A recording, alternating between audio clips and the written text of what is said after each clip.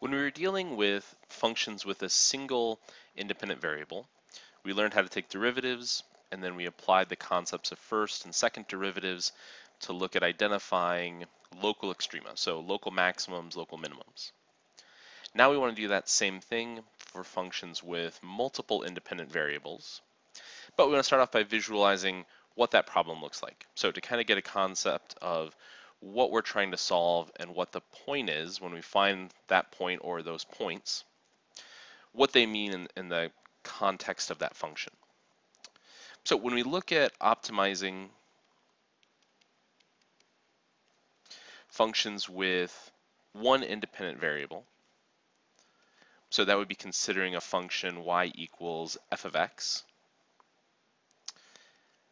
the idea of what a local maximum was relatively easy to understand.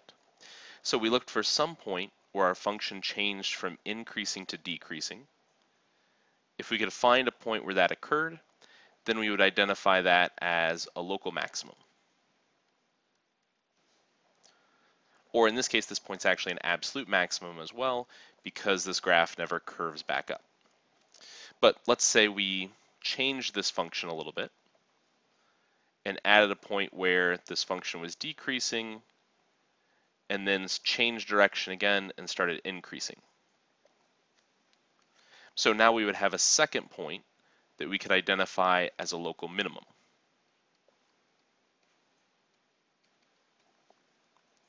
So when we have the picture of the graph, it's relatively easy to identify these points. If we were actually to compute some results to try to identify more specifically where those points occur, we would take the first derivative and construct a sign chart. So at this local maximum, we would have a 0. At our local minimum, we would have a 0 for the first derivative. And as we filled in that sign chart, we would see our function changing from increasing to decreasing, as the first derivative changed from positive to negative and then back to positive. So that was our process for how we went about identifying local maximums, local minimums, using the first derivative. And then after that, we introduced a process for using the second derivative to identify extrema as well. When we look at optimizing functions with 2 or more independent variables, so now we're considering a function z equals f of xy, if we have a function with 2 independent variables. The result is a little harder to imagine or picture. So once we start graphing functions with 3 variables or more, let's stick with the case of 3 variables, we start getting into, rather than just a 2-dimensional line or curve like we saw before, we start getting into 3-dimensional planes. So we could almost picture this like a piece of paper that's being bent or contorted. In this case, we end up with something that's forming sort of the shape of sort of like a tortoise shell or a tent kind of shape.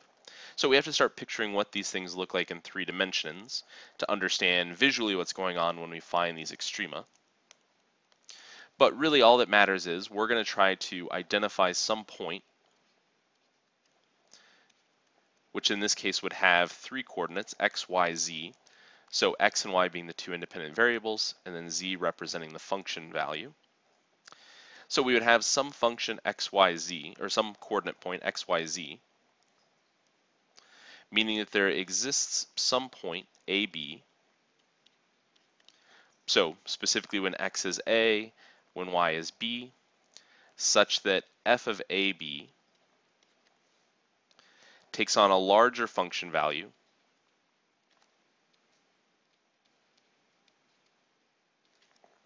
than any nearby point.